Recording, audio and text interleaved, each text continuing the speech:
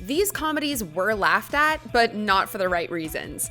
Hey guys, it's Phoebe with WatchMojo. Today we're counting down our picks for the top 10 comedies that bombed at the box office. Well, let's find out. 2 U-turns make a circle, 2 circles make a figure eight, 2 figure eights make a butterfly. Look, all I want from you guys are results. We're taking a look at films that failed to tickle our funny bones and lost a lot of money as a result. Let's get to it. Number 10, Osmosis Jones. Careful, I'm contagious. You may have watched Osmosis Jones in school if your teacher was feeling particularly lazy that day, but few sat down and watched this movie of their own volition. Despite a killer cast that includes Chris Rock as Osmosis Jones and Bill Murray as his human host, the film was criticized for its boring live-action segments and over-reliance on crude humor. Baby, when are you and me gonna hook up? I know this little spot right behind the eye has the perfect view.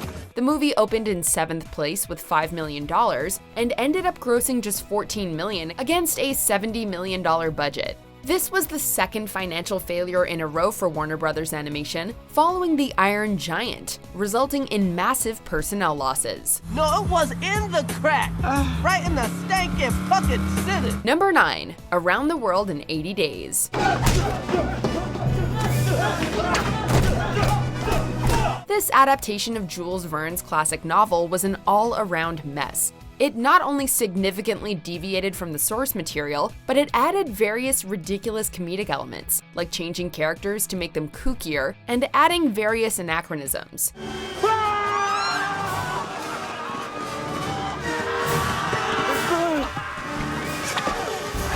While the original 1956 film won Best Picture, this was nominated for 2 Razzies, including Worst Remake or Sequel. Fair enough. What? The movie opened in 9th place, earning just $7 million.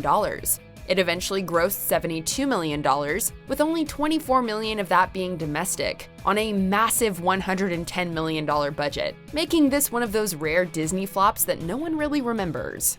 By the strike of noon, after I, Phileas Fogg, have traveled around the world in 80 days. Number 8, Father's Day. Father's Day is one of those movies you just look at and think, what the heck happened? It starred the always delightful Robin Williams and Billy Crystal, and was directed by Ivan Reitman, the man behind classic 80s movies like Stripes and Ghostbusters. The movie was totally destroyed by critics, currently standing at just 25% on Rotten Tomatoes. And it seems as if audiences didn't care for it either. Do you know who I am? I am the cowboy with the village people, Bob. If I don't get back, there's just gonna be YMA, okay? It holds a 5 on 10 rating on IMDb and grossed just $35 million against an $85 million budget. These actors don't come cheap, you know, and unfortunately, fantastic actors do not a great movie make. What am I missing? Number 7, Mystery Men. Hello. I would like a double burger with the large fries.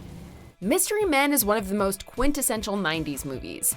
It starred a who's who of the biggest names in Hollywood at the time, including Ben Stiller, Hank Azaria, Janine Garofalo, and William H. Macy, and it helped make Smash Mouth's All-Star a massive hit. It told a charming story about a group of underwhelming superheroes who are forced to save the day, and despite mostly positive reviews, the movie massively underperformed.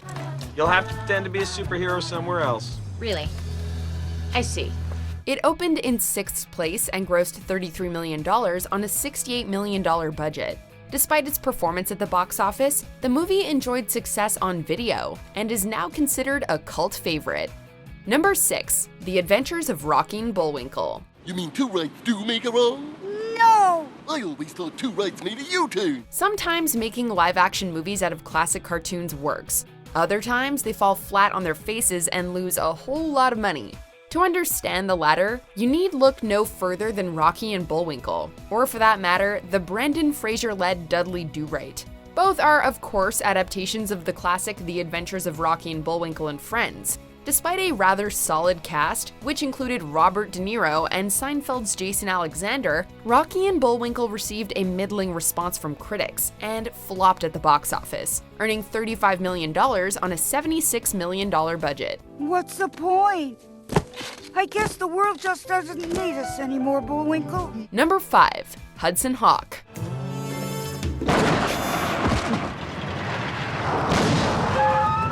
Hudson Hawk's failure comes down to two things: marketing and quality. Critically panned, the movie is both obnoxious and relentless. The cast overacts, every single line and expression tries to get a laugh, and the movie relies far too heavily on corny slapstick.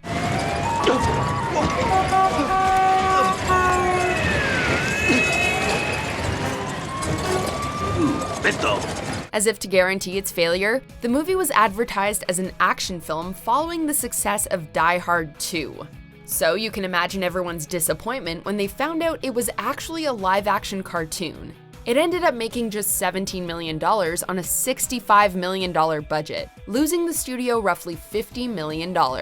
So how'd that false marketing work out? Money isn't everything. Gold is. Number 4, How Do You Know? How Do You Know has all the right ingredients. A fantastic A-list cast including Jack Nicholson, Paul Rudd, Reese Witherspoon, and Owen Wilson, and notable writer-director James L. Brooks behind the camera. Unfortunately, the movie squandered its potential and was harshly criticized for being bland, overstuffed, and far too long. You have all the signs of a handful. I hope so. Audiences got wind of the sad truth and stayed away from theaters. The film grossed just $48 million on a massive $100 million net budget. It's amazing how much A-list actors can inflate a movie's cost. No, you start taking on more than you're ready for. The game becomes about how much you can take on instead of how well you handle it, and that applies right now. Number 3, Monkeybone. Brendan Fraser seems like a good dude, but he sure wound up in some bad movies. Hey, new in town, huh? How about a comatini? There it is. Monkeybone is a truly bizarre dark comedy that mixes live action and stop motion animation. That concept is extremely tricky even in the hands of the right people, so it's no surprise that Monkeybone fell flat, despite its ambitious $75 million price tag. We've got big plans for that body of yours! What? No, this can't be happening! The movie was slammed by critics and audiences alike for being too weird, earning just 19% on Rotten Tomatoes and a paltry $7 million at the box office. It was a total disaster and one of Fraser's final movies before he disappeared from the spotlight as a leading man. This is completely humiliating. That stinking monkey, I can't believe it. Number 2, Gigli. Gigli is one of the biggest misfires in the history of Hollywood. It was totally destroyed by critics and is now regarded as one of the worst movies of all time. Don't be a player hater. Gee. And it didn't fare much better at the box office. Against a $75 million budget, and despite the collective powers of Ben Affleck and Jennifer Lopez, the movie earned just $7 million, making it one of the most expensive box office flops in film history. And while Affleck and Lopez were lucky enough to survive, the director, Martin Brest, has dropped off the face of the earth. Forget Beverly Hills Cop.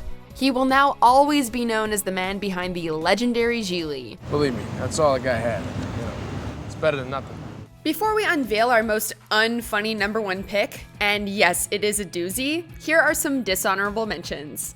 Bug spray, a laundry heap, a pocket knife, a battery. These are the things in my Jeep. Here they come. Should have thought of this a long time ago.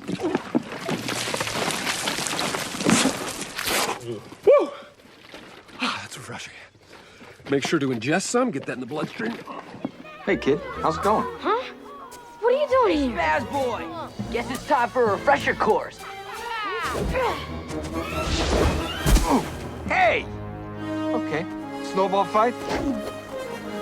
You pick the one area where you don't want to mess with me, and that's snow. There's our daughter. There she is. Oh. Hello, daughter. Hi, honey. Don't overthink it. Just be our daughter. Just come right here. I'm not your daughter. That's your... Sorry, Rachel. Mother, I think you really have a problem. Oh, you are damn right I have a problem.